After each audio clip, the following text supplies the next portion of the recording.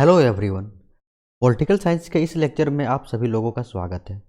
इस वीडियो में हम लोग वेस्टर्न पॉलिटिकल थॉट्स के इंट्रोडक्शन के साथ साथ पॉलिटिकल साइंस में बहुत सारे कीवर्ड्स जैसे सिटी स्टेट्स, स्टेट्स, नेशन और नेशन स्टेट्स, इन सभी के कॉन्सेप्ट को समझेंगे और बहुत ही डिटेल मैनर में हम लोग देखेंगे।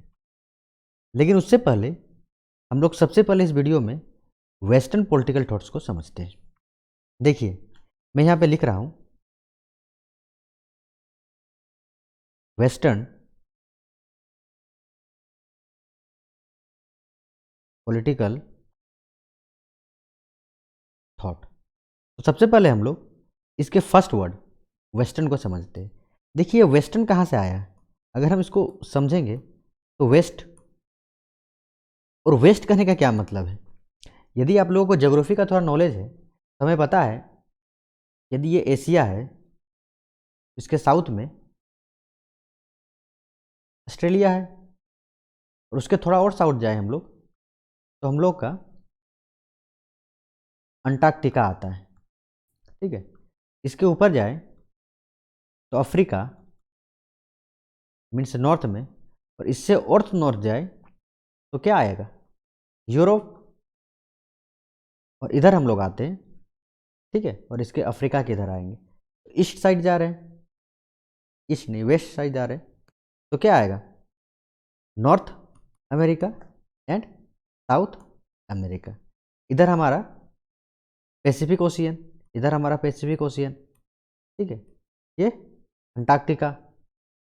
और आप देखिए यहाँ पे हमारा क्या आ जाएगा? Indian ocean. ये आर्कटिक, ये अंटार्कटिक।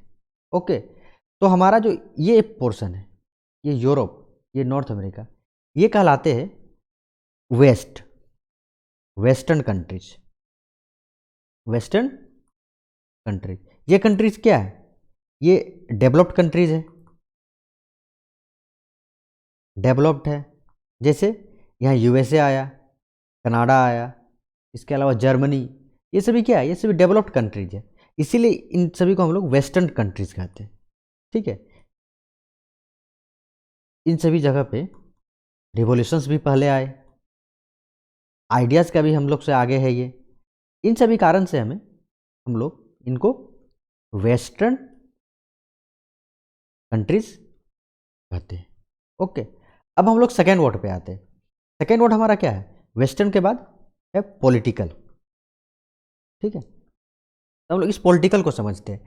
देखिए, पॉलिटिकल जो है इसका मीन्स क्या होता है? ये वर्ड्स जो है एक ग्रीक वर्ड्स, एक ग्रीक वर्ड है जिसको क्या कहते हैं?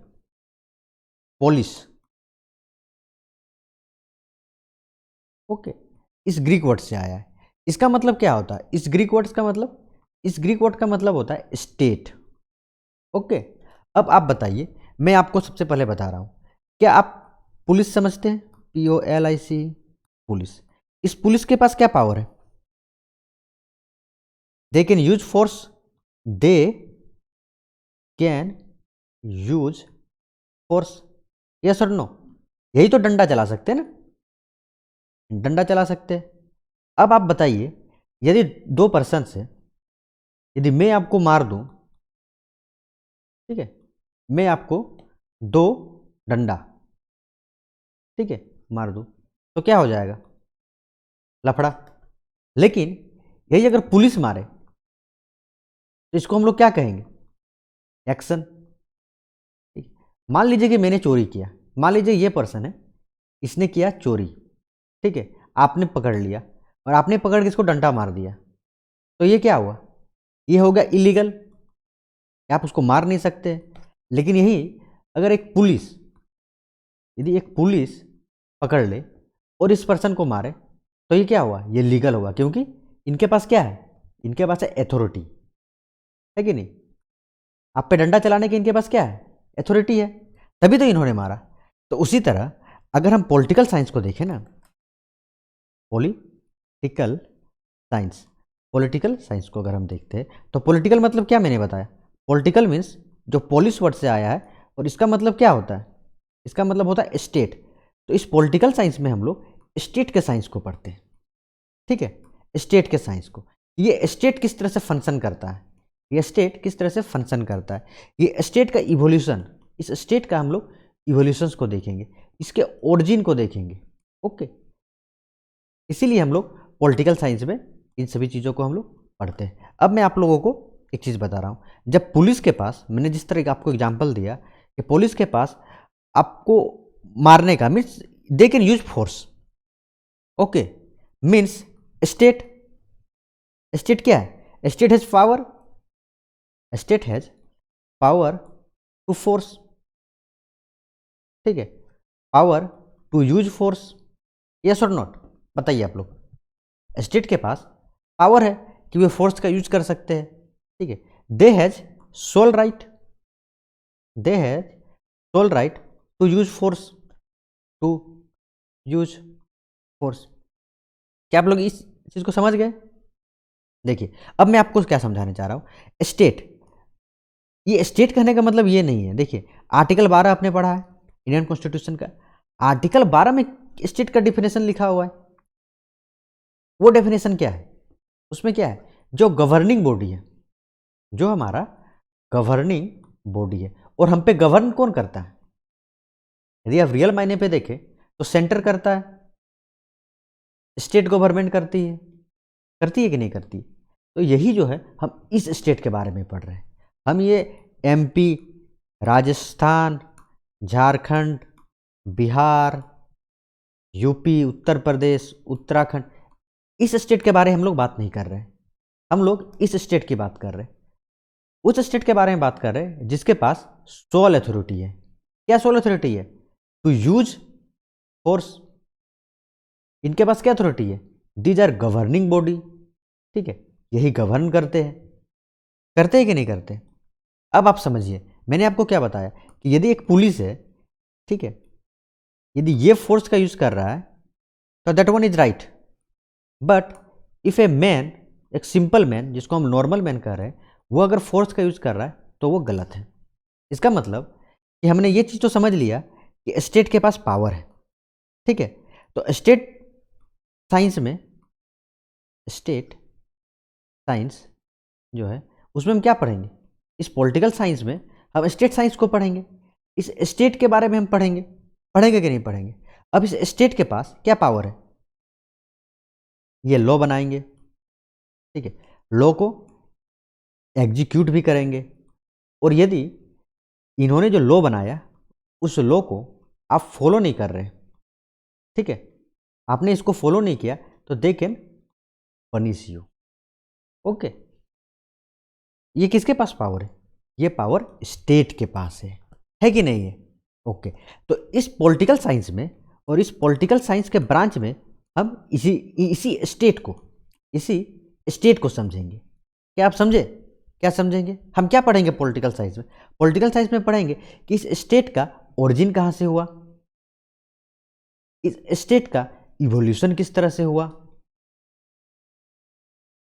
इसका फंक्शन क्या है, और साथ ही साथ इसमें का प्रॉब्लम क्या है, क्या क्या प्रॉब्लम्स है, और इसके सॉल्यूशंस को देखेंगे। और इसी स्टेट के इवोल्यूशंस को लेके बहुत सारे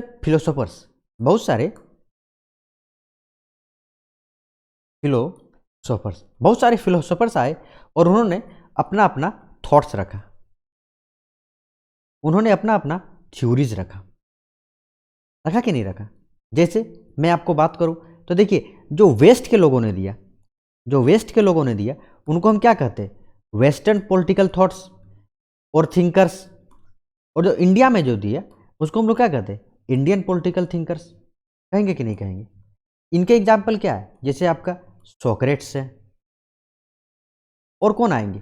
प्लेटो आएंगे, और कौन आएंगे बताइए? एरिस्टोटल आएंगे कि नहीं? अगर और थोड़ा आएंगे तो हॉब्स है, जॉन स्टुअर्ट मिल है, इस तरह बहुत सारे लोग हैं। यदि हम इंडियन पॉलिटिकल थॉट्स की बात करें, इंडियन पॉलिटिकल थिंकर्स की बात करें तो कौन है? बी आर अम्बेडकर है, गांधी है कि नहीं? इस तरह के बहुत सारे थिंकर्स इंडिया में भी है। तो आप इतना चीज को समझ गए कि इंडियन पॉलिटिकल थिंकर्स में हम क्या पढ़ेंगे, और वेस्टर्न पॉलिटिकल थिंकर्स में हम लोग क्या पढ़ेंगे। चलिए अब हम थोड़ा सा और फिर मैं आप लोगों को बताना चाहता हूँ कि देखिए ये थॉट्स मैंने बताया, ये थॉट्स और थ्योरीज में क्या आप डिफरेंस समझ पा रहे हैं? ये थॉट्स का क्या मतलब है, ये थ्योरीज का क्या मतलब है? अब बताइए, मैं आपको समझाने की कोशिश कर रहा हूँ कि कोई भी थिंकर्स रहेंगे, चाहे वो इंडियन थिंकर्स रहे, चाहे वो वेस्टर्न थिंकर्स रहे, ठीक है, उनका जो थॉट्स है, थॉट्स मीन्स क्या हुआ, उनका जो विचार है वो उनके समय, उनके समय मीन्स वो किस टाइम से बिलोंग कर रहे हैं, ओके, और किस समय से बिलोंग कर रहे हैं, उससे बहुत ज़्यादा इन्फ्लुएंस होगा। इन्फ्लुएंस होगा कि नहीं होगा? जैसे मैं आपको एग्जांपल दे रहा हूँ, यदि मैं इंडिया के दो थिंकर्स की बात कर रहा हूँ, यदि मैं कौटिल्य, क्या आपने कौटिल्य का नाम सुना है? यदि मैं कौटिल्य की बात करूँ, या मैं गांधी या अंबेडकर की बात करूँ, ठीक है, अंबेडकर में AMBEDK, अंबेडकर, तो क्या कौटिल्य और गांधी के फिलोसफी में कोई अंतर आपको नजर नहीं आएगा? बिल्कुल आएगा, क्योंकि ये जो है, जो भी थॉट्स देते वो अपने टाइम और स्पेस में देते हैं, जबकि इन्होंने जो थॉट्स दिया वो अपने टाइम एंड स्पेस में दिया। इन्होंने इंडियन नेशनल मूवमेंट के समय इनका थॉट्स का जो क्रिएशन होता है, ठीक है, अंबेडकर का थॉट्स का क्रिएशन कब होता है, अंबेडकर, ज्योतिबा फुले, इनका थॉट्स का क्रिएशन क्या होता है? ये जो ऑप्रेस्ड क्लास है, ऑप्रेस्ड क्लास है, ठीक है, उनके लिए जो है इनका थॉट्स का क्रिएशन होता है। तो क्या आप समझ गए ये थॉट्स क्या है?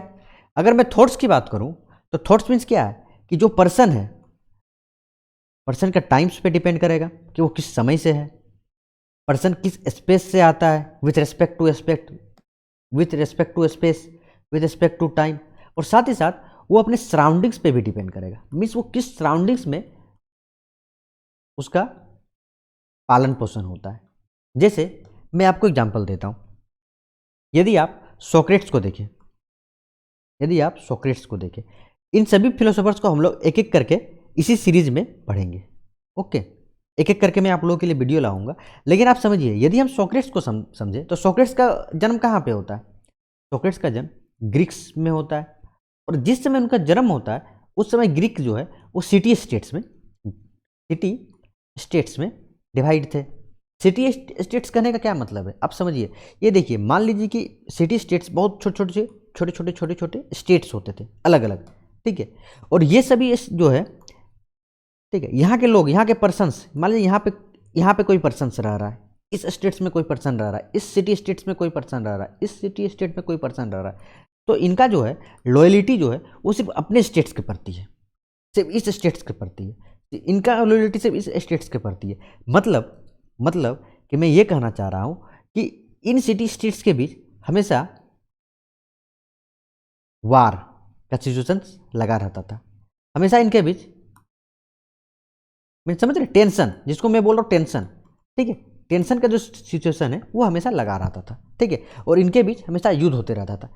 तो इस समय में सोक्रेट्स का जन्म होता है, ठीक है, तो उनका थिंकिंग किस तरह से डेवलप होगा?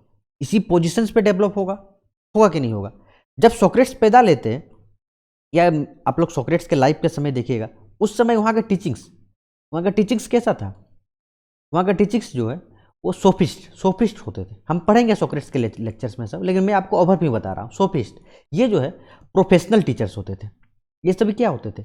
ये सभी प्रोफेशनल टीचर्स होते थे। और ये उस समय क्या बता रहे थे, वे उस समय क्या पढ़ा रहे थे? ये जो है घूम घूम के लोगों से पैसा लेके उनको बताते थे, फीस जिसको बोलते हैं हम लोग, फीस लेके लोगों को बताते थे कि how to success in politics, आप पॉलिटिक्स में किस तरह से सक्सेस हो सकते हैं, ठीक है, आप जो है अपने लाइफ में किस तरह से आगे बढ़ सकते हैं, ठीक है। और ये इनका अप्रोच क्या था?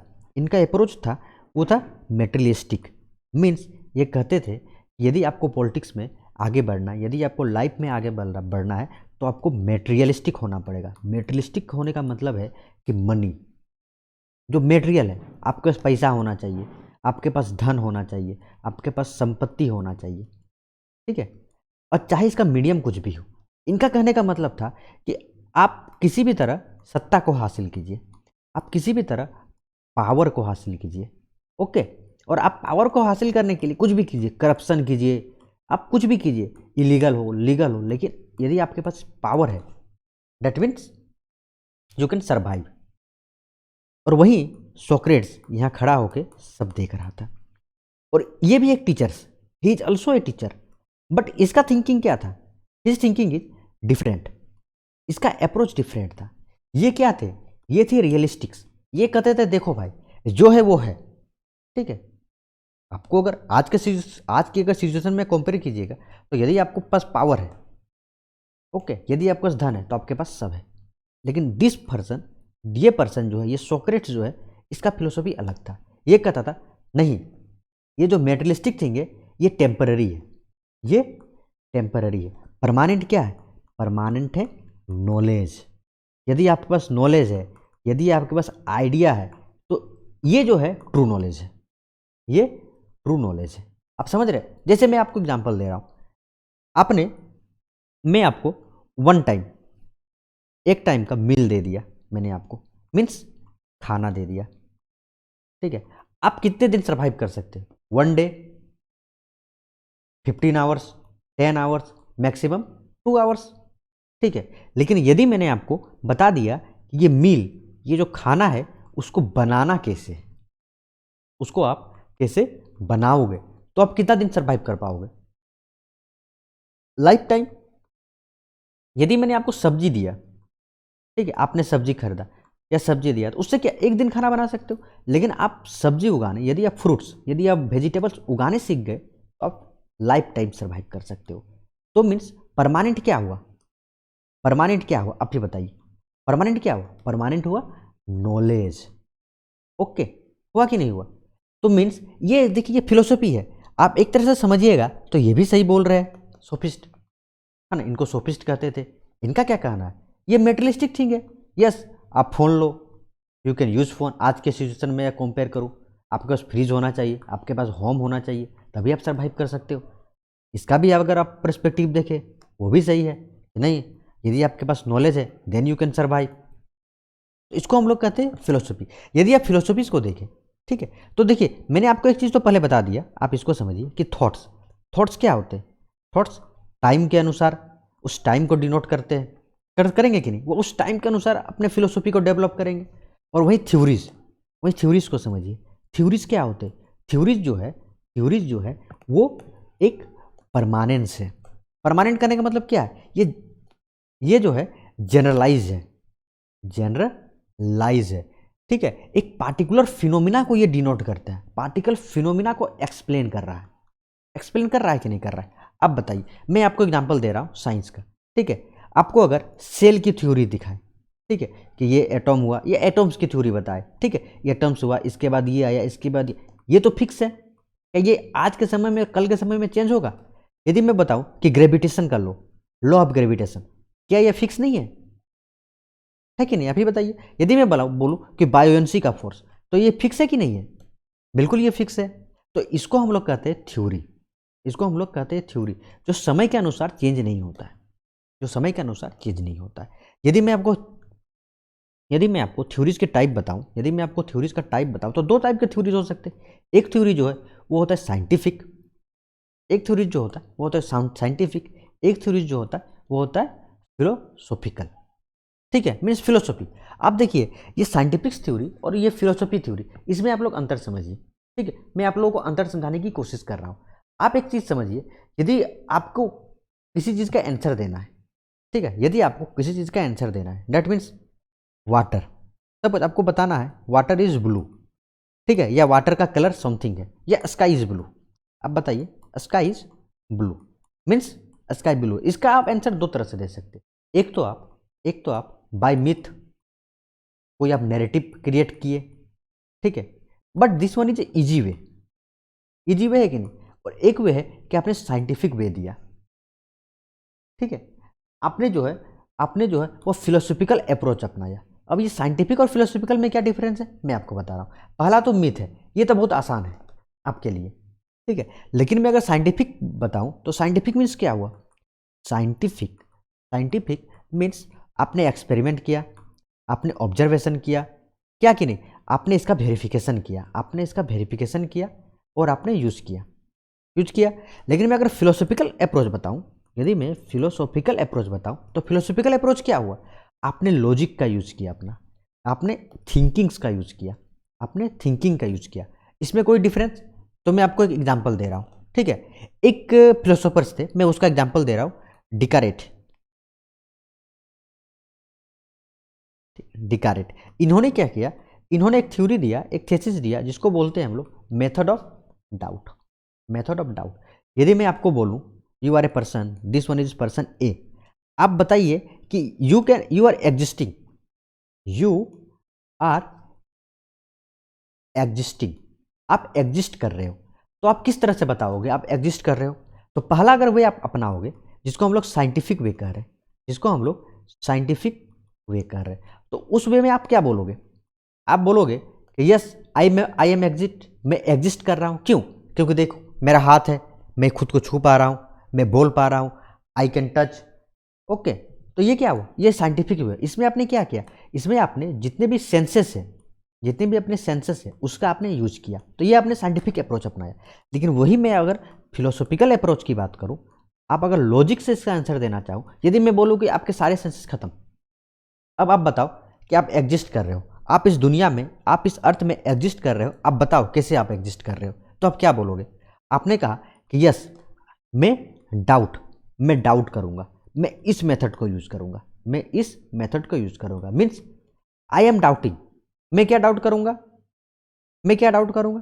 तो मैं आपको बोलूंगा कि एक काम करिए, देखिए मुझे सन नहीं दिख रहा है, ठीक है, ये खाना जो है, this one is not food, okay, ये this one is not phone, okay. अब मैं आपको क्या बोलूंगा कि मैं क्या कर रहा हूं? आप बताइए। मैं कर रहा हूं डाउट, मैं कर रहा हूं डाउट, ठीक है। डाउट में मीन्स क्या हुआ? मैं थिंक, मैं सोच रहा हूं। और सोचता कौन है? सोचता कौन है बताइए? ह्यूमंस। ह्यूमन सोचते हैं कि नहीं? पर्सन्स, पर्सन सोचते हैं कि नहीं?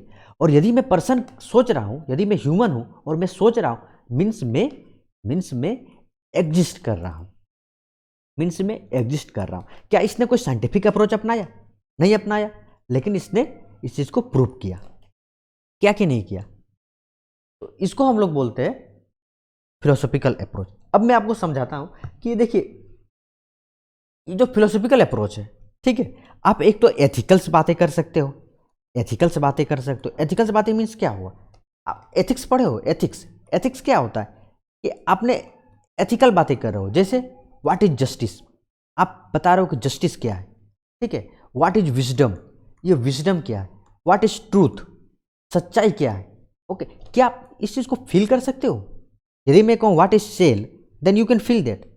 बट क्या जस्टिस, जस्टिस का डेफिनेशन हर किसी के लिए अलग अलग होगा, होगा कि नहीं? अगर ट्रूथ, तो आपके लिए अगर कोई ट्रूथ है, तो इसके लिए कोई अलग ट्रूथ है, तो ये अलग है। मैं आपको एक एग्जांपल और देता हूँ। मैंने आपको एरिस्टोटल का भी एग्जांपल दिया, मैं यदि आपको प्लेटो का एग्जांपल दूँ, ठीक है, प्लेटो का एग्जांपल दूँ, ठीक है, तो प्लेटो ने क्या किया? प्लेटो ने एक थ्योरी दिया, जिसको हम लोग कहते हैं theory of idea, theory of idea. इस थ्योरी ऑफ आइडिया में उसने क्या कहा? उसने कहा कि suppose this one is earth, okay, this one is earth. मैं बस आपको एग्जांपल देके समझाने की कोशिश कर रहा हूँ। This one is another world, another world, ठीक है। तो ये जो आइडिया है ना, ये जो आइडिया है, ये आइडिया जो है इस वर्ल्ड में एग्जिस्ट नहीं करता है, ये आइडिया एनोदर वर्ल्ड में एग्जिस्ट करता है, ओके। प्लेटो जो है वो सोक्रेट्स का ही स्टूडेंट्स था, ठीक है। सोक्रेट्स ने एक दिया था थ्योरी ऑफ नॉलेज, जो हम सोक्रेट्स के लेक्चर में पढ़ेंगे। लेकिन अब अभी इस चीज़ को हम लोग समझने की कोशिश कर रहे हैं, ठीक है, कि आइडिया किसे एक दूसरे वर्ल्ड में एग्जिस्ट कर रहा है, इस चीज़ को आप समझिए, ठीक है। यदि मैं आपको पूछूं कि क्या एग्जांपल लूँ मैं आपके लिए, हाँ, मैं आपको पूछूं कि पेन, मैं जो लिख रहा हूँ पेन, इंक, जिसका इंक का कलर क्या है? इंक का कलर क्या है? ठीक है। या मैं बोलूँ कि व्हाट इज रेड, रेड, तो आप क्या बोलोगे? कि देखिए जो आप इंक लिख रहे हो वो रेड है। यदि मैं आपको पूछूं कि what is black, what is black, तो आप क्या बोलोगे? स्क्रीन, ये स्क्रीन जो दिख रहा है वो ब्लैक है। और क्या, मैंने जो टी शर्ट पहना है वो ब्लैक है कि नहीं? आप यही बोलोगे। हमारा हेयर ये ब्लैक है कि नहीं? यदि मैं आपको पूछूं ब्यूटी, अब ब्यूटी का एग्जांपल दो, what is beauty, then you can say कि समथिंग एक्ट्रेस, ओके, इसको हम ब्यूटी बोलेंगे, ओके। ये आप क्या बोलोगे, ताजमहल, ठीक है, या कोई नेचुरल प्लेस आप लोग बोले, बोले कि नहीं बोले। तो मैं आपको क्या बोलूँगा, मैं आपको बोलूँगा कि this one is not beauty, this one is example. आप तो एग्जाम्पल मुझे दे रहे हो, आप तो मुझे एग्जाम्पल दे रहे हो। मैंने आपको पूछा कि व्हाट इज ब्लैक, तो आप मुझे बता रहे हो कि यार दिस हेयर इज ब्लैक। मैंने आपको पूछा रेड, तो आप बोल रहे हो ये इंक रेड है कि नहीं। तो ये तो आप एग्जाम्पल दे रहे हो, ठीक है। ये आइडिया क्या है, इस ब्लैक का आइडिया क्या होगा, अब बताइए, इस ब्लैक का आइडिया क्या होगा। इस ब्लैक का आइडिया होगा ब्लैकनेस, ओके। ये जो है फिक्स है, ठीक है। यदि मैं कहूं कि ब्लैकनेस, तो आप कुछ भी, आप किसी चीज को भी आप डिस्क्राइब कर सकते हो, दैट स्किन इज ब्लैक, जो स्क्रीन आपको दिख रहा है, ओके। हेयर ब्लैक, ये टी शर्ट ब्लैक, इस चीज को आप समझे। तो मतलब ये आइडिया जो है, ये इस वर्ल्ड में नहीं एग्जिस्ट नहीं करता, ये अनदर वर्ल्ड में एग्जिस्ट करता है, ठीक है। और ये आइडिया का नॉलेज कैसे होगा, ये आइडिया का नॉलेज कैसे होगा, ये आइडिया आप कैसे मतलब गेट कर सकते हो, थ्रू नॉलेज के थ्रू, ठीक है। नॉलेज के थ्रू आप गेट कर सकते हो आइडिया को, ठीक है। और ये पावर किसके पास है, ये कला किसके पास है, तो वो कहते हैं फिलोसोफर के पास है। इन सभी चीज़ों को हम समझेंगे, लेकिन आप अभी कुछ देर के लिए तो आप फिलोसफी का मतलब समझ गए, इसके अप्रोचेस समझ गए, साइंटिफिक अप्रोचेस समझे कि नहीं। मीन्स हम जो अभी थ्योरी में बता रहा था, थ्योरी समझ गए आप लोग कि क्या है। यदि मैं आपको बोलूँ फिलोसफी क्या है, यदि मैं आपको पूछूँ फिलोसफी क्या है, तो आप बोलोगे क्या कि लॉजिक है। आप लॉजिक का यूज़ कीजिए, आप अपने आर्गुमेंट्स का यूज़ कीजिए, ओके। फिलोसफी है, philosophy on based on logic, where as scientific theory is based on practicals, ठीक है, ऑब्जर्वेशंस, एक्सपेरिमेंट, वेरिफिकेशन, 5 सेंसेस का यूज कर रहे हो कि नहीं। आप इसमें क्या कर रहे हो, फिलोसफी थिंकिंग यूज कर रहे हो कि नहीं, ओके। तो मैंने क्या बोला कि व्हाट इज जस्टिस, जस्टिस क्या है बताइए। ये आपके सेंसेस के बियॉन्ड नहीं है, सबका डिफिनेशन अलग है। जस्टिस, न्याय क्या है, ट्रूथ, सच क्या है, व्हाट इज सोल क्या है, व्हाट इज गॉड क्या है, इस सब को समझिए, इस चीज को एक्सप्लेन कर। ये आपके सेंसेस के बियॉन्ड है, आप इसको साइंटिफिकली नहीं बता सकते कि what is God, what is soul, what is justice, okay. इसीलिए कहा जाता है where physics ends metaphysics begins, okay. अब मैंने आपको अभी तक पॉलिटिकल साइंस बता दिया कि पॉलिटिकल साइंस मतलब क्या होता है। पॉलिटिकल साइंस मीन्स स्टेट का साइंस। यदि हम पॉलिटिकल साइंस पढ़ रहे हैं मतलब स्टेट के साइंस को पढ़ रहे हैं, हम स्टेट के साइंस को पढ़ रहे हैं। क्या इस चीज़ को आप समझ गए, ओके। अब मैं कुछ और कॉन्सेप्ट आप लोगों को बताने की कोशिश कर रहा हूँ, आप लोग इस चीज़ को समझिए, ठीक है। एक तो मैंने आपको बताया कि स्टेट के पास state has right to use force. State के पास राइट है फोर्स को यूज करने का, एक चीज़ आप समझ गए। दूसरा चीज़ क्या समझे कि state is a governing body. State एक गवर्निंग बॉडी है, ये गवर्न करता है। इसका मेन गोल क्या है, इसका मेन गोल ही है, मेन गोल है कि गवर्न करना, ठीक है कि नहीं। एंड ये जो स्टेट है ये सेल्फ सफिशिएंट है। सेल्फ सफिशिएंट कहने का मतलब क्या है, दिस वन इज इंडिपेंडेंट है कि नहीं। स्टेट को इंडिपेंडेंट होना चाहिए, मीन्स सॉवरेन होना चाहिए कि नहीं चाहिए। और इस स्टेट के पास, अब देखिए सेल्फ सफिशिएंट कहने का मतलब क्या है कि इसके पास टोटल मशीनरी है, पूरा मशीनरी है, ताकि ये प्रोडक्शन है, ठीक है, इसका प्रोडक्शन कर सके किसी भी प्रोडक्ट का, ठीक है, रिसोर्सेज का प्रोडक्शन कर सके, उसको क्रिएट कर सके, उसको डिस्ट्रीब्यूट कर सके। ये क्या एक इंडिविजुअल्स के पास पावर है, नहीं है। क्या आप किसी रिसोर्स को क्रिएट कर सकते हैं अकेले, लेकिन स्टेट के पास ये रिसोर्स है। ये इसी कारण तो इसका डिसीजन है, इसी कारण इसका जो डिसीजन है वो आप पे बाइंडिंग होता है। और अगर आप इसको फॉलो नहीं करते तो आपको पनिश किया जाएगा। एंड इसके पास राइट है, ठीक है, समझ गए आप। इसीलिए तो पार्लियामेंट का कॉन्सेप्ट है। पार्लियामेंट में क्या होता है, वहाँ डिबेट्स होता है, वहाँ लॉज बनते हैं, वहाँ एक्ट्स बनते हैं, वहाँ कानून्स बनते हैं, और आप उसको अगर फॉलो नहीं कीजिएगा तो फिर यू कैन अंडरस्टैंड, ओके। तो हम इस पॉलिटिकल साइंस में इसी स्टेट के ओरिजिन को समझेंगे, ठीक है, ओरिजिन को समझेंगे, इसी स्टेट के इवोल्यूशंस को समझते हैं। इवोल्यूशन को समझेंगे नहीं समझेंगे। अब समझिए, अगर ओरिजिन की बात करें तो आपको अगर ओरिजिन आइएगा तो आप समझिए इस पॉलिटिकल साइंस का ओरिजिन जो है वेस्टर्न पॉलिटिकल थॉट से होता है ना। इसीलिए हम सबसे पहले वेस्टर्न पॉलिटिकल थॉट्स को पढ़ते हैं और ग्रीस में होता है, ठीक है। और वहाँ के फर्स्ट थिंकर्स है वो सोक्रेट्स, ठीक है। उससे पहले कि जो थिंकर्स है उसको हम लोग प्री सोक्रेटिक्स थिंकर्स कहते हैं। इन सभी चीज़ों को हम पढ़ेंगे कि प्री सोक्रेटिक थिंकर्स कौन है, सोफिस्ट कौन है, सोक्रेट्स कौन है, ठीक है, और उनके थ्योरीज क्या है। लेकिन आप इस चीज़ को तो अभी समझ गए कि हम इस पॉलिटिकल साइंस में क्या पढ़ने वाले हैं और वेस्टर्न पॉलिटिकल थॉट्स में क्या पढ़ने वाले। यदि हम स्टेट के इवोल्यूशन की बात करें तो आप समझिए एनिशियंट टाइम, ठीक है। मैं अगर एनिशियंट टाइम की बात करूँ, ठीक है, तो एनिशियंट टाइम में मैंने क्या बताया, ये जो ग्रीस का समय है उस समय वहाँ क्या होते थे, वहाँ होते थे सिटी स्टेट्स, ठीक है। और मैंने क्या बताया, ये सिटी स्टेट्स में जो है ये यहाँ के जो पर्सन्स है वो अपने स्टेट्स के प्रति लॉयल होते थे। लॉयल रहते कि नहीं रहते थे, लॉयल रहते थे, ठीक है। और ये सिटी स्टेट्स क्या करते थे, एक दूसरे से हमेशा लड़ते रहते थे, ठीक है, लड़ते रहते थे। अब एक मैं आपको बात, ये प्लेटो की बेकर मैं बात बताऊं कि ये प्लेटो अपने कहाँ से फिलोसफी को स्टार्ट करते। देखिए ये बंदा जो है, ये बंदा था एथेंस का, ठीक है। और वहाँ और एक सिटी स्टेट्स हुआ करता था जो हुआ था स्पार्टा, ठीक है। और इनके बीच युद्ध होता है और इस युद्ध में एथेंस हार जाता है। तो इससे जो है इस बंदा को लटका है झटका, ठीक है। ही इज शॉक्ड और ये कहता है कि कैसे our Athens is ideal state, ठीक है, यहाँ सब कुछ है, डेवलप्ड भी है, हर एक चीज़ है, तो ये हार कैसे गया, हाउ वी डिफिट, हम डिफिट कैसे किए।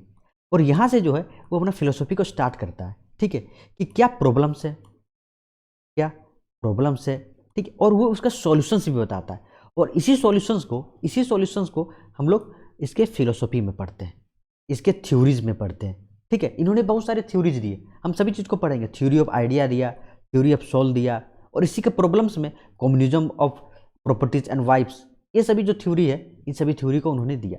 तो इन सभी चीज़ों को हम इस तरह से पढ़ेंगे, ठीक है। अब मैं आपको बताना चाह रहा हूँ कि मैंने आपको बताया एनिशिएंट टाइम्स, एनिशिएंट टाइम्स के बाद क्या आएगा, अब बताइए। इसके बाद आएगा मिडिवल टाइम्स, उसके बाद क्या आएगा, उसके बाद आएगा मॉडर्न टाइम्स, और आज क्या चल रहा है, आज चल रहा है पोस्ट मॉडर्न। मैं अच्छा से इसको रफ फ्रेश लिख रहा हूँ, ठीक है।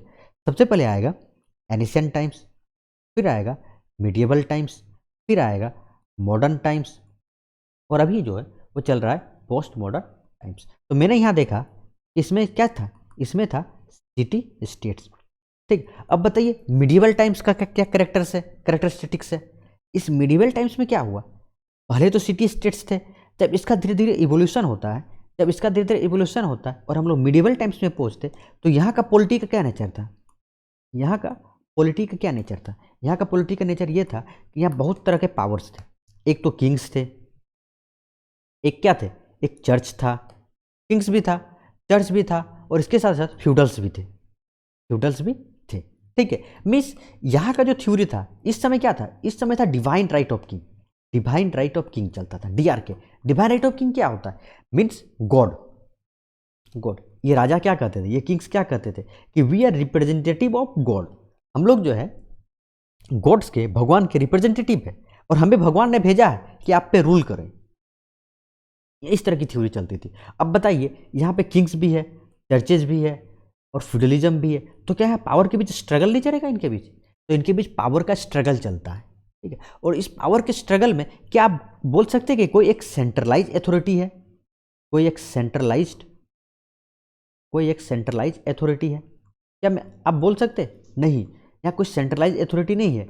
यहाँ पावर जो है, यहाँ जो पावर है इसका डिसेंट्रलाइजेशन है, ठीक। पावर एक जगह केंद्रित नहीं है, और जब पावर एक जगह केंद्रित नहीं है तो आप समझिए, ठीक है, क्या होगा, इन सभी के बीच स्ट्रगल चलेगा, पावर का स्ट्रगल चलेगा कि नहीं चलेगा, और इसमें से कोई विन होगा, एट लास्टली कोई विन होगा। और कौन जीतता है इसमें से जीतेगा किंग्स, स्टेट जीतेगा, और यहाँ से नेशन स्टेट का कॉन्सेप्ट आता है, क्या आप इस चीज़ को समझ गए। मैं इसको और अच्छा से समझा रहा हूँ आप लोग समझिए इस चीज़ को, ठीक है, कि अगर राजा जीतेगा, अब बताइए समझिए, और इस नेशन स्टेट्स के जीतने के लिए कैपिटलिज्म, कैपिटलिज्म भी एक बहुत ही इंपॉर्टेंट रोल क्रिएट करता है। क्यों कैपिटलिज्म एक इंपॉर्टेंट रोल क्रिएट करेगा, इस चीज़ को आप समझिए। तो कैपिटलिज्म क्या होता है? कैपिटलिज्म में कैपिटलिस्ट क्लास होते हैं, कैपिटलिस्ट क्लास होंगे। और ये कैपिटलिस्ट क्लास क्या होंगे? इनके पास प्रॉपर्टी होगा, प्रॉपर्टी, एक सेकेंड, प्रॉपर्टी होगा, ठीक है। इनके पास प्रॉपर्टी होगा कि नहीं होगा? हाँ। और यदि इनके पास प्रॉपर्टी है तो आप समझिए कि ये जो है प्रॉपर्टी एक्वायर करके रखे हुए हैं। और यदि ये प्रॉपर्टी एक्वायर करके रखे हुए हैं, ठीक है, तो आप बताइए इनके लिए क्या बेस्ट सिस्टम होगा?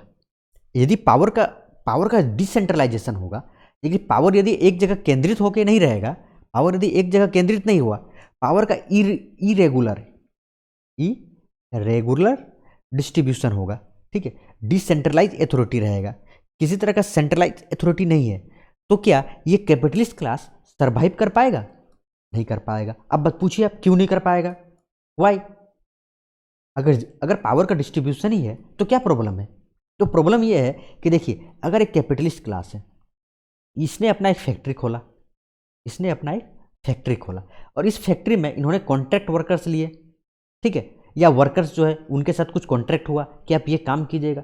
यदि इस कैपिटलिस्ट क्लास और इस वर्कर्स के बीच, ठीक है, यदि इस कैपिटलिस्ट क्लास और इस वर्कर्स के बीच कोई झमेला हो जाए, ठीक है, कोई प्रॉब्लम क्रिएट हो जाए, तो इसका सॉल्यूशन कौन करेगा? आप समझ रहे हैं? इसका सॉल्यूशन कौन करेगा? तो इसको सॉल्यूशन के लिए एक सेंट्रलाइज अथॉरिटी चाहिए, और वो सेंट्रल अथॉरिटी कौन हुआ? स्टेट हुआ कि नहीं हुआ? इनके पास जाएंगे, ठीक है, तो ये इसका प्रॉब्लम का सॉल्व करेगा। अब बताइए इसके लिए क्या करेगा? कुछ लॉज बनाएंगे, कुछ कानून बनाएंगे, टैक्सेस में, इंपोर्ट्स एक्सपोर्ट्स, ठीक है, जो बाहर से आ रहे हैं उनको उन पे टैक्स लगाएंगे ताकि ये सर्वाइव कर सके कैपिटलिस्ट क्लास। तो ये कैपिटलिज्म का भी एक इंपॉर्टेंट रोल है। इस नेशन स्टेट का इमरजेंस होता है, इस नेशन स्टेट का इमरजेंस में इस कैपिटलिस्ट क्लास का भी एक बहुत इंपॉर्टेंट रोल है। क्या आप इस चीज़ को समझ गए? नहीं समझे? अब मैं आपको बता रहा हूँ कि ये जो मैंने बताया आपको कि यहाँ पे कौन है? किंग्स है, एक कौन है? फ्यूडल्स है, और कौन है? किंग्स बता दिया, फ्यूडल्स चर्चेज है, ठीक है। इनके बीच वार चलता है, बहुत वार चलता है, और इनके बीच इस वार को जनरली हम लोग कहते हैं, treaty of west, PHALIU, treaty of Westphalia, ठीक है, 1648, 1648 की बात है, ठीक है। और यहाँ पे इनके बीच आर्गुमेंट होता है, और यहाँ से नेशन स्टेट का इमरजेंस होता है, ठीक है, यहाँ से नेशन स्टेट का इमरजेंस होता है, यहाँ से सॉवरेन स्टेट्स का इमरजेंस होता है। इस चीज़ को आप समझ गए? ये इसको 30 ईयर्स वार्स भी कहते हैं, बहुत सारी चीज़ें इनको कहते हैं। तो आप समझिए, अगर नेशन स्टेट्स की बात पूछूं तो मैं आपको, आप क्या बोलिएगा कि व्हाट इज नेशन स्टेट्स? तो अपने स्टेट्स को मैंने आपको समझा दिया, समझा कि नहीं समझा? स्टेट्स क्या, एक गवर्निंग बॉडी है, he has sole authority to use forces, okay, और इसके पास पावर भी है, इसके पास मशीनरी भी है, इस चीज़ को भी मैंने बताया। अब इस नेशन को समझिए, ठीक। मैंने ये भी बताया स्टेट्स में कि ये पोलिस वर्ड से आया कि नहीं? अब इस आप नेशन को आपको मैं समझाने की कोशिश करता हूँ कि नेशन क्या है। देखिए, नेशन जो है एक लैटिन वर्ड नाजी, ठीक है, इस वर्ड से आता है, और इसका मतलब क्या होता है? इस नाजी का मतलब होता है रेस, ठीक है। आपने क्या इंडियन कॉन्स्टिट्यूशन पढ़ा है, फंडामेंटल राइट्स, कि आप race, caste, sex, place of birth, ठीक है, रिलीजन के आधार पे आप डिस्क्रिमिनेशन नहीं कर सकते। ये जो रेस है यही है, ठीक है। ये रेस मीन्स क्या हुआ? आप रेस समझिए, रेस मीन्स होता है कम्युनिटी, ठीक है, एक कम्युनिटी। क्यों? अगर आप कम्युनिटी मतलब क्या आपको फीलिंग्स आया? कम्युनिटी का जी बात करो मीन्स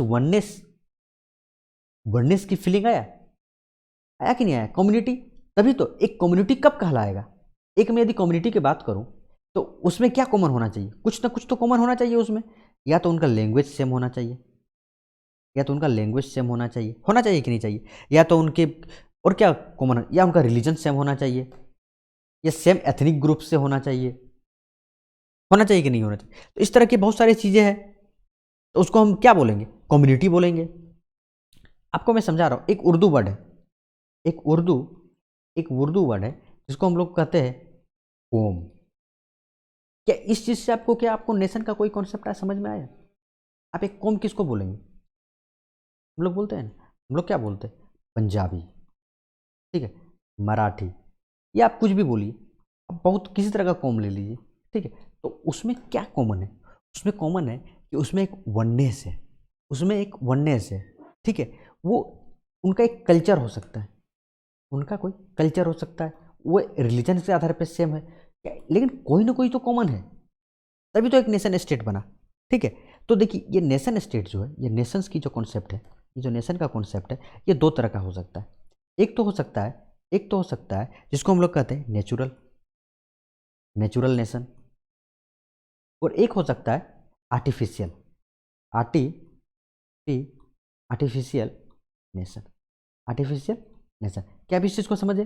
अब देखिए नेचुरल और आर्टिफिशियल में क्या डिफरेंस है आप समझिए, ठीक है।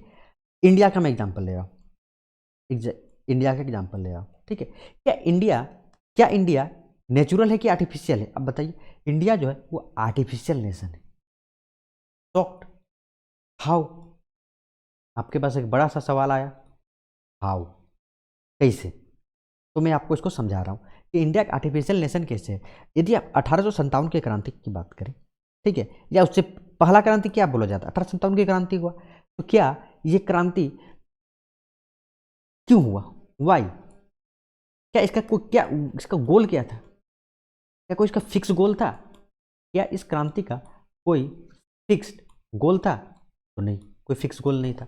ये क्या, ये सभी का अपना अपना कुछ ग्रीवेंसेस था, सभी के अपने अपने कुछ ग्रीवेंसेस थे, सभी का अपने अपने कोई इंडिविजुअल्स प्रॉब्लम्स थे। कोई अपने राज्य के लिए लड़ रहा था, किसी को टैक्स ज़्यादा लगाया जा रहा था, इस कारण लड़ रहा था, इसके कारण 1857 की क्रांति हुआ।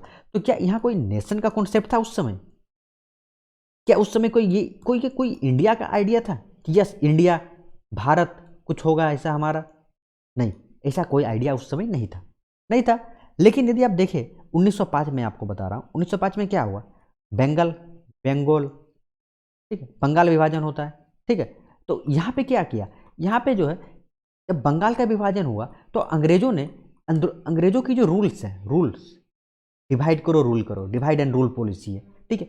और जितने भी पॉलिसी है धीरे धीरे लोगों के बीच एक वननेस लाया कि हाँ, हम भी सफ़र कर रहे हैं, आप भी सफ़र कर रहे हो, तो हम में एक चीज़ तो कॉमन है कि हम इस ब्रिटिश के द्वारा हम सप्रेस्ड है कि नहीं, ये ब्रिटिश हम पे राज करे, एक वननेस का फीलिंग आया।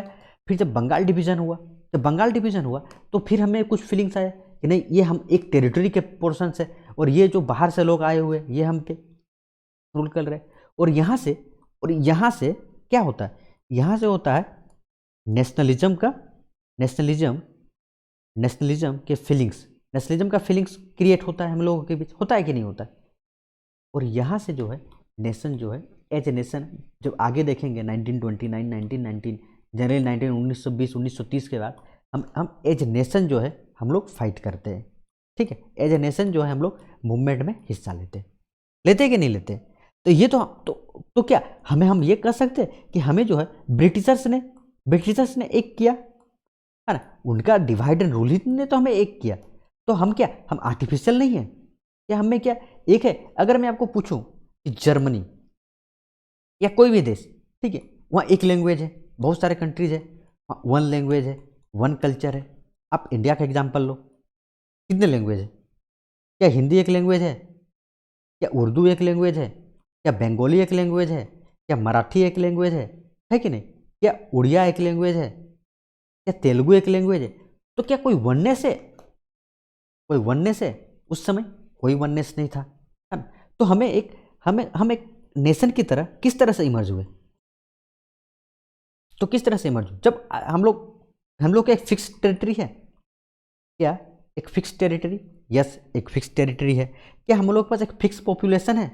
बिल्कुल, एक फिक्स पॉपुलेशन है। क्या हमारे पास एक सॉवरेन गवर्नमेंट है? बिल्कुल, एक सॉवरेन गवर्नमेंट है जो टोटली इंडिपेंडेंट है, अपने इससे कोई अथॉरिटी ऊपर नहीं है, ये अपने डिसीजन खुद ले सकते हैं। तो क्या हम एक नेशन स्टेट हुए? यस। तो मैं बोलूँगा yes, India is a nation state, but India का जो नेशन स्टेट है वो क्या है? वो आर्टिफिशियल नेशन स्टेट है, आर्टिफिशियल नेशन स्टेट है, ठीक है। और ये जो नेचुरल नेशन स्टेट, ये क्या हुआ? ये ऑटोमेटिक जो है इमर्ज होते हैं, या तो उनके एथनिक ग्रुप सेम है, या तो उनका कल्चर सेम है, या तो उनका रिलीजन सेम है, ये ऑटोमेटिक क्रिएट होते हैं। तो क्या आप नेशंस को समझ गए? क्या आप स्टेट को समझ गए? इन दोनों को मर्ज कर दीजिए, आपको नेशन स्टेट मिल जाएगा। मिल जाएगा कि नहीं मिल जाएगा? तो उम्मीद है कि आप लोग इस चीज़ को भी समझ गए होंगे कि ये नेशन स्टेट का कॉन्सेप्ट कहाँ से आया। तो हम कहाँ पे थे? हम फिर से मैं आप लोग को यहाँ से उठा रहा हूँ कि एनिसेंट टाइम्स की बात की है हमने, और हमने क्या देखा? हमने सिटी स्टेट्स को देखा, ठीक है। और सिटी स्टेट्स के अपने नेचर्स को देखा ना, कि नहीं देखा कि एक दूसरे से लड़े हुए हैं, कि लॉयलिटी जो है एक है, कोई नेशन स्टेट का कॉन्सेप्ट नहीं है। फिर मैंने क्या बात बताया? फिर मैंने मिडिवल टाइम्स बताया, क्या वहाँ भी नेशन स्टेट्स का कोई कॉन्सेप्ट था? बिल्कुल नहीं था। पावर का डिसेंट्रलाइजेशन था, पावर का सेंट्रलाइजेशन एक जगह नहीं था, नहीं था एक जगह सेंट्रलाइजेशन पावर का, है ना।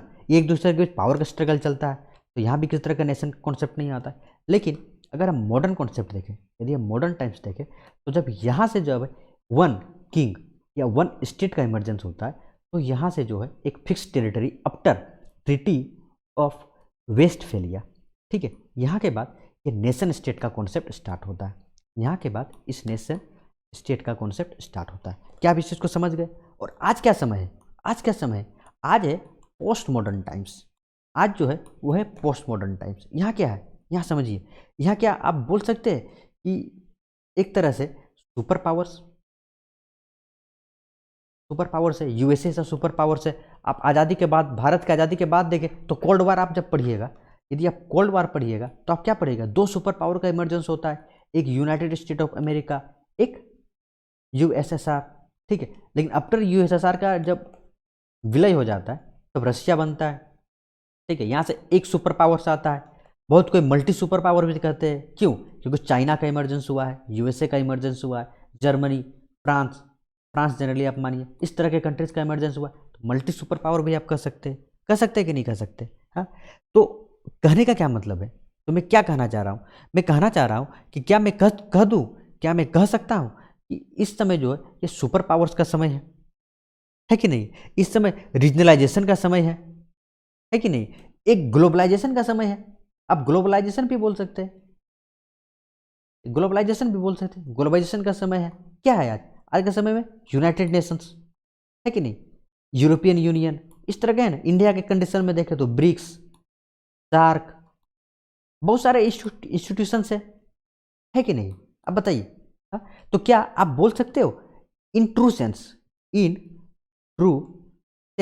Any country include India, any country, ठीक है। और मैं इंडिया को भी इंक्लूड कर रहा, क्या ये ट्रू सेंस में सॉवरेन है? नो, ये ट्रू सेंस में सॉवरेन नहीं है, ठीक है। ऊपर भी कोई है, ठीक है। एक ग्लोबलाइजेशन है, एक ग्लोबल वर्ल्ड है जो इसको पूरी तरह से कंट्रोल कर रहा है कि नहीं? हाँ, अगर आप बाय कागज देखें तो सही है कि yes, India is a sovereign country, okay, everything is okay. But क्या ट्रू सेंस में आप बोल सकते हो? नहीं, ट्रू सेंस में आप नहीं बोल सकते हो। क्या आप इस चीज़ को समझ गए? यस, समझ गए। अब मैं आपको समझा रहा हूँ कि मान लीजिए मैंने आपको बताया कि सिटी स्टेट्स, ठीक है, सिटी स्टेट्स, ये सिटी स्टेट्स क्या था? आप समझिए, आप एग्जाम्पल समझिए, ठीक है। मैं यदि बोलूँ इंडिया का केस में, ठीक है, तो इंडिया का केस में इस तरह के बहुत सारे सिटी स्टेट्स थे, ठीक है। तो पावर का सेंट्रलाइजेशन इंडिया में स्टार्ट कहाँ से हुआ? आप अगर बोल चंद्रगुप्त मौर्य आया, ठीक है, मगध, ठीक है। उससे पहले महाजनपद में थे सब डिविजन, बहुत सारे जनपद थे, सब अलग अलग पावर करते थे। लेकिन मौर्य ने क्या किया? पावर को सेंट्रलाइज किया। यही मैं वर्ल्ड पॉलिटिक्स में आऊँ तो कहा, रोमन एम्पायर आपके पास एग्जाम्पल है, ठीक है। उसने क्या किया? उसने पावर का सेंट्रलाइजेशन किया, क्या कि नहीं किया? तो क्या आप इस चीज़ को समझ पा रहे हैं? ठीक है। ये रेनेसा, जो रेनेसा कहते हैं, रेनेसा क्या है? Renaissance rebirth. रेनेसा मतलब क्या होता है? रीबर्थ। किसका रीबर्थ? आइडिया का रीबर्थ, थिंकिंग का रीबर्थ, मीन्स फिलोसफी का रीबर्थ, आप बोल सकते हो। इस तरह से नेशन स्टेट का कॉन्सेप्ट आया। तो हम लोग का जो मेन टॉपिक है वो है वेस्टर्न पॉलिटिकल थॉट्स। इसमें आपने वेस्टर्न को भी समझ लिया, इसमें आपने पॉलिटिकल्स को भी समझ लिया, और इसने अपने थॉट्स को भी समझ लिया। क्या समझ गए कि नहीं समझे आप लोग? इस चीज़ को समझ पाए? बिल्कुल समझ गए कि वेस्टर्न क्या है। जब हम वेस्टर्न कहूँ तो किसकी बात कर रहा हूँ, जब मैं इंडियन कहूँ तो किसकी बात करूँगा? हाँ, यदि मैं आपको कहूँ कि थॉट्स, ठीक है। वेस्टर्न पॉलिटिकल थॉट्स, इसमें कौन आएंगे? बहुत सारे थिंकर्स हैं, सोक्रेट्स आते हैं, प्लेटो आते हैं, ये सभी अपने अपने चिपका के जाते हैं, अपने अपने थॉट्स ये सभी चिपका के जाएंगे, जाएंगे कि नहीं जाएंगे? और इस तरह से हम लोग धीरे धीरे एक एक करके सारे चीज़ों को पढ़ेंगे, ठीक है, कि ये क्या कहना चाहते हैं, ये वेस्टर्न पॉलिटिकल थॉट्स जो है वो क्या कहना चाहते हैं, इन सभी चीज़ों को हम लोग समझेंगे एक एक करके। और इस सीरीज में इसके बाद का हमारा का जो लेक्चर्स होगा वो होगा हम लोग सोक्रेट्स, हम लोग सोक्रेट्स को पढ़ेंगे। और सोक्रेट्स में भी क्या पढ़ेंगे? उसके थ्योरी ऑफ नॉलेज को पढ़ेंगे, उसके theory of theory of knowledge को पढ़ेंगे, ओके। उसके मेथड ऑफ डायलेक्टिक्स को पढ़ेंगे। ये मेथड ऑफ डायलेक्टिक्स क्या होता है? उन्होंने डायलेक्टिक्स का मेथड बताया। डायलेक्टिक्स क्या होता है? डायलेक्टिक्स मीन्स विचार। आप जो है उसके बारे में चर्चा कीजिए, आप उसके बारे में चर्चा कीजिए। किस तरह से चर्चा कीजिएगा? उनका कहना था कि नॉलेज, मैंने जो आपको बताया, उनका क्या कहता है, ये वे क्या कर रहे थे? वे कर रहे थे जो मेटेरियलिस्टिक थिंग्स है ये तो नहीं है, ये तो ट्रू नॉलेज नहीं है। तो उनसे अगर आप पूछिएगा कि व्हाट इज ट्रू नॉलेज, तो भाई वहाँ से आप ही बता दीजिए कि ट्रू नॉलेज क्या है। तो वो क्या कहते हैं कि देखिए, आई डोंट नो, मुझे ये नहीं पता कि what is true knowledge, what is absolute knowledge. उन्होंने कभी क्लेम नहीं किया कि मुझे एब्सोल्यूट नॉलेज का पता है, लेकिन उन्होंने कहा कि नहीं, एक एब्सोल्यूट ट्रूथ है, एक एब्सोल्यूट नॉलेज है जो कि यूनिवर्सल है, हर एक प्रिंसिपल के लिए वो एप्लीकेबल है, वो हर एक प्रिंसिपल के लिए एप्लीकेबल है। समझ गए? ठीक है। और उन्होंने कहा उसके लिए आपको क्या करना पड़ेगा? इसके लिए आपको उसको सर्च करना पड़ेगा, आपको सोल का सर्चिंग करना पड़ेगा। और सोल सर्चिंग मीन्स क्या हुआ? खुद के अंदर आपको झांकना पड़ेगा और आप खुद से बातें करना पड़ेगा, डायलेक्टिक्स करना पड़ेगा, ठीक है। खुद से बातें, खुद से विचार करना पड़ेगा। आप कहीं जाके ट्यूटर से आप जाके नॉलेज को नहीं नॉलेज को आप नहीं ले सकते हो, ठीक है। उसके लिए उन्होंने क्या बताया? उन्होंने कहा एक काम कीजिए, आपको आर्ग्यूमेंट्स क्रिएट करना पड़ेगा, ठीक है। आप अगर किसी के पास एक आर्ग्यूमेंट्स दिया तो उसने क्या किया? उसने काउंटर आर्ग्यूमेंट दिया, कि नहीं? अब आप क्या कीजिए, इसके जो गुड आर्ग्यूमेंट है इसको आप ले लीजिए, आप जो इन्होंने जो आर्ग्यूमेंट दिया इसको आप मिलाइए, जो लेस ट्रूथ है, जो लेसर ट्रूथ है उसको आप हटा दीजिए, जो ग्रेटर ट्रूथ है उसको आप जोड़ दीजिए। और यहाँ से थेसिस, आपने एक थेसिस दिया, किसी ने एक एंटी थेसिस दिया, यहाँ से क्या हो गया? सिंथेसिस हो गया। और यहाँ से एक कंक्लूजन निकला, और कंक्लूजन क्या निकला? एक थ्योरी निकल गया, एक नॉलेज निकल गया। और ये क्या है? ये नॉलेज है, ये ट्रू नॉलेज है, ये ट्रू नॉलेज है। आप बताइए, मैं आपको बता रहा हूँ, अब किसे मैं सभी को कहता हूँ कि आप एक काम कीजिए, यदि आपको रिविजन करना है, यदि आपको नोट्स चाहिए, यदि आपको आंसर राइटिंग करना है, आपको कुछ भी करना है, तो आप एक ग्रुप बनाइए, ठीक है। वहाँ पे आप अपने आंसर्स लिखिए, इसने भी आंसर्स डाला, इसने भी आंसर्स डाला, सबने डाला, ठीक। आप अपना आंसर से कुछ अच्छी चीज़ें कीजिए, ये आपको बताएगा दिस पर्सन पर नो, ये जो है ये गलत है, ठीक है। आप इसके आंसर से कुछ उठाइए, इससे कुछ उठाइए, इस बुक से कुछ उठाइए, इस टीचर का लेक्चर से कुछ उठाइए, और आपके पास एक मॉडल आंसर तो रेडी है कि नहीं? तो क्या आप इस चीज़ को समझ गए? तो हम अपने अगले लेक्चर्स में सोक्रेट्स को समझेंगे और उसके फिलोसफी को समझेंगे, ठीक है। फिर हम प्लेटो को देखेंगे, फिर हम एरिस्टोटल को देखेंगे, हॉब्स को देखेंगे, मिल्स को देखेंगे, सारे लोगों को देखेंगे, इंडियन पॉलिटिकल थॉट्स को देखेंगे, सबको देखेंगे, लेकिन धीरे धीरे देखेंगे। आप थोड़ा समय दीजिए मुझे, एक एक करके मैं आपके लिए लेक्चर्स लाऊंगा। तब तक के लिए थैंक यू, धन्यवाद।